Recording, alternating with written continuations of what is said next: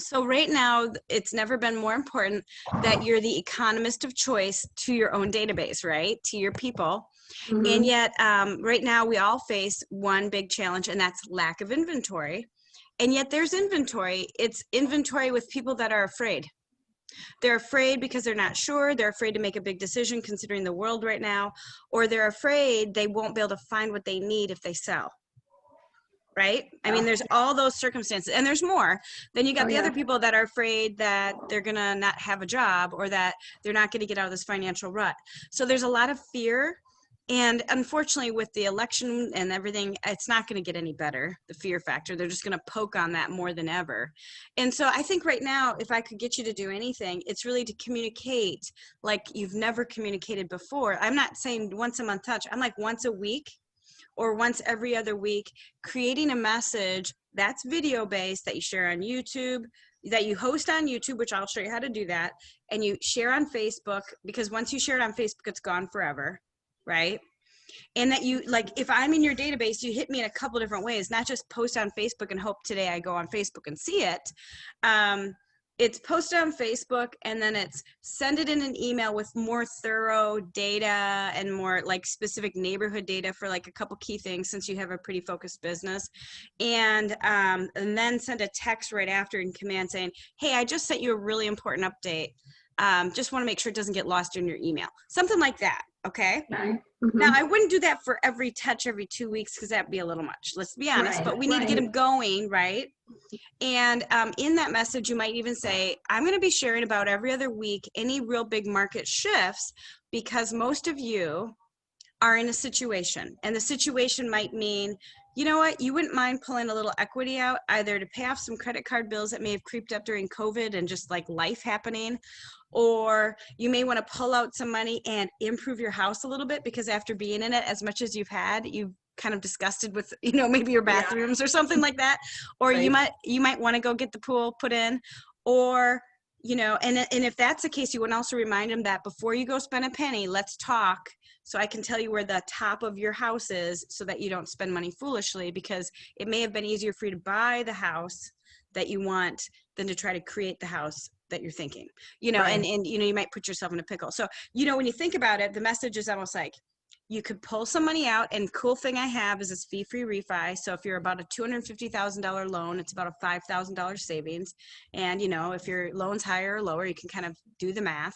But it's a fee-free, and it's a special gift that I can give you as the Kim Claude real estate stimulus package. As your expert, I can provide you this. So just call me if this is even something you're considering. And if you know of anybody, if it's not you, think of who you might know in your immediate world, or anyone really anywhere across the nation. Just forward this on so they feel comfortable talking to me, and I can help them. So that'd be like, you unpack refi.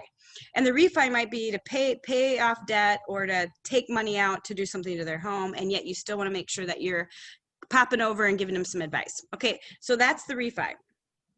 Or you may be someone that has chosen forbearance, and the clock is ticking. You're going to be running out of forbearance soon, and you may not be in a position, maybe your job didn't come back like it needed to, or there's some unknowns that, you know, you don't know what's next. Well, there are lots of options for you. One, and then that's when, you know, you're going to go into the appointment and figure out what equity they have. And I mean, do they sell? You know, are they in that much trouble? Because the thing is, they can sell with equity, Yeah. or they can lose their house with foreclosure and bankruptcy. Yeah. And the truth is time is not on their side. Waiting around is not helpful. They have choices right now, but as time goes by, those choices are less. And if they were going to sell, they'd want to sell at the very high, because come January, when we start seeing the first of the trickle of forbearance to foreclosures, the inventory is going to tick up, and that's going to be distressed. Now, this is what's going to matter about it. Those houses are going to sell like hotcakes. That's not the problem, because we don't have enough inventory. But those houses are going to ding their values for appraisals, right? Now, I don't know how much that is in any particular neighborhood. It depends on the neighborhood. You know that. Yet, Right. we're not going to be like Detroit, Michigan, or, you know, Pittsburgh, and you hear some of these cities that are just really hurting. We're not going to be that, but that's what they're going to hear on the news. So you have to out communicate the bad news in the world. You got to share the good, and that you can help, right? So if anyone was going to sell, they would sell at the high and before any of the distressed market hits the market, because what that does to values is it tapers them and dampers them. Right. So they're going to miss the high. Okay. Does that make sense?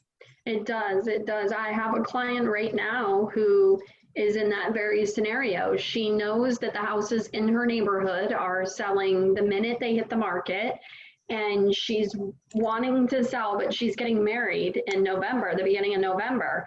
And she's like, Kim, if you come put my house on the market and my house sells, I'm in the middle of planning my wedding. Like, what am I going to do if I haven't found a place? And I'm like, well, we will find you a place. It's, you know, we just have to coordinate it and we can make it happen. We do this every day. It's what I'm trained to do, and we'll make it happen.